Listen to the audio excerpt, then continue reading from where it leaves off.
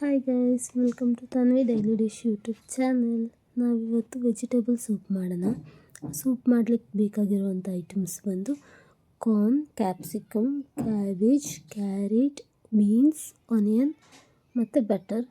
ಇದು cornflour slurry ಮತ್ತು ಹಸಿಮೆಣಸಿನ್ಕಾಯಿ, ಶುಂಠಿ, ಬೆಳ್ಳುಳ್ಳಿ, ಕೊತ್ತಂಬರಿ. ಇದು ಬಂದು ಉಪ್ಪು ಮತ್ತು ಸಕ್ಕರೆ, pepper powder, vinegar, soya sauce. ಇಷ್ಟು ಐಟಮ್ಸ್ ಬೇಕು.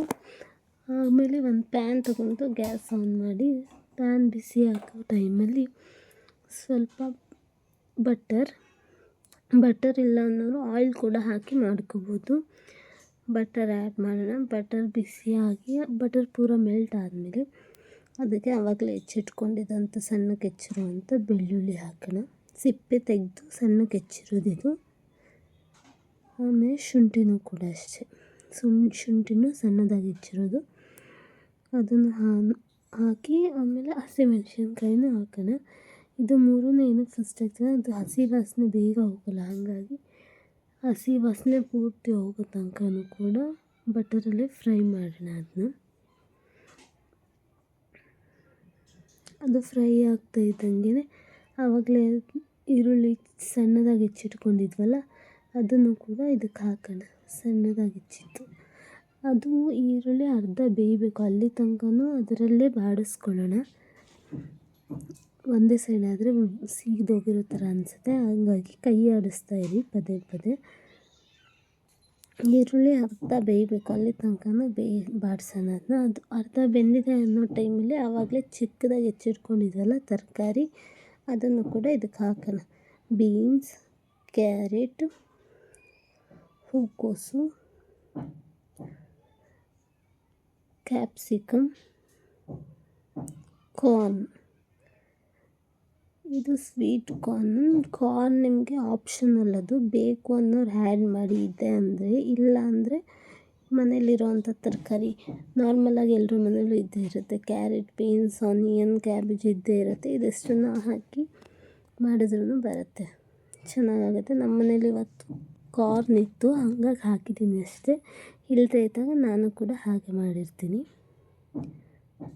ಅದನ್ನು ಅಷ್ಟೇ ಸ್ವಲ್ಪ ಹೊತ್ತು ಅದರಲ್ಲಿ ಬಾಡಿಸ್ಕೊಳ್ಳೋಣ. ಕೈ ಆಡಿಸ್ತಾ ಇರಬೇಕಿದು, ಏನು ಅಂದರೆ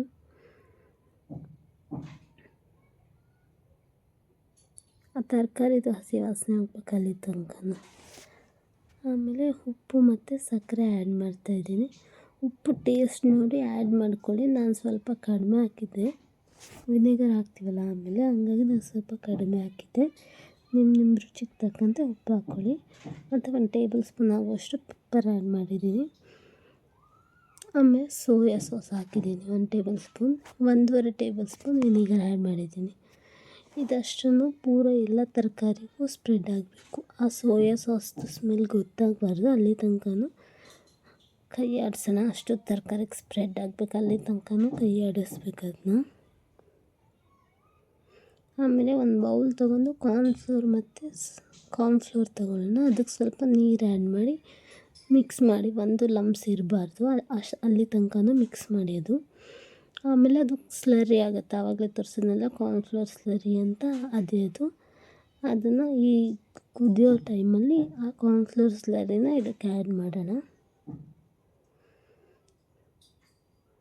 ಇದನ್ನು ಅಷ್ಟೇ ಪೂರ್ತಿ ಮಿಕ್ಸ್ ಮಾಡ್ಕೋಬೇಕು. ಯಾವ ಐಟಮ್ ಹಾಕಿದ್ರೂ ಅಷ್ಟೇ ಅದನ್ನು ಪೂರ್ತಿಯಾಗಿ ಮಿಕ್ಸ್ ಮಾಡಿ ಕೈ ಆಡಿಸ್ಬೇಕು, ಇಲ್ಲಾಂದರೆ ಅದ್ರ ಟೇಸ್ಟ್ ಗೊತ್ತಾಗಲ್ಲ ಕರೆಕ್ಟಾಗಿ. ಮಿಕ್ಸ್ ಮಾಡಿಬಿಟ್ಟು ಅದಕ್ಕೆ ನೀರು ಆ್ಯಡ್ ಮಾಡ್ಕೊಳ್ಳಿ, ನಿಮ್ಗೆ ಎಷ್ಟು ಬೇಕೋ ಅಷ್ಟು. ಆಮೇಲೆ ಜಾಸ್ತಿ ನೀರು ಹಾಕದೆ ಅದು ನೀರು ಥರ ಆಗುತ್ತೆ ಅಂತ ಅಂದ್ಕೊಬೇಡಿ. ತರಕಾರಿ ಬೇಯಬೇಕು, ಅದಕ್ಕೆ ನೀರು ಚೆನ್ನಾಗಿ ಆ್ಯಡ್ ಮಾಡಿರಿ ಅದಕ್ಕೆ.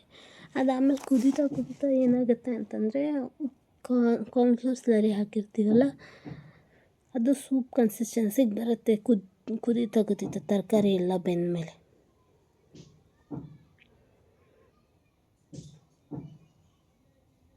ನೋಡಿ ಇವಾಗ ಕುದೀತಾ ಇದೆ, ತೋರಿಸ್ತೀನಿ ಬೇಕಿದ್ರೆ. ಅದು ಸೂಪ್ ಕನ್ಸಿಸ್ಟೆನ್ಸಿಗೆ ಬಂದಿದೆ. ಇಷ್ಟು ಬಂದರೆ ಸಾಕು. ನಾವು ತರಕಾರಿನೂ ಕೂಡ ಎಲ್ಲ ಬೆಂದಿದೆ, ಅದ್ರ ಕನ್ಸಿಸ್ಟೆನ್ಸಿ ಕೂಡ ಸೂಪ್ ಕನ್ಸಿಸ್ಟೆನ್ಸಿ ಆಗಿದೆ, ಚೆನ್ನಾಗಾಗಿದೆ.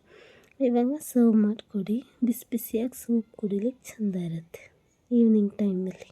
ನೀವು ಒಂದು ಸಲ ಟ್ರೈ ಮಾಡಿ.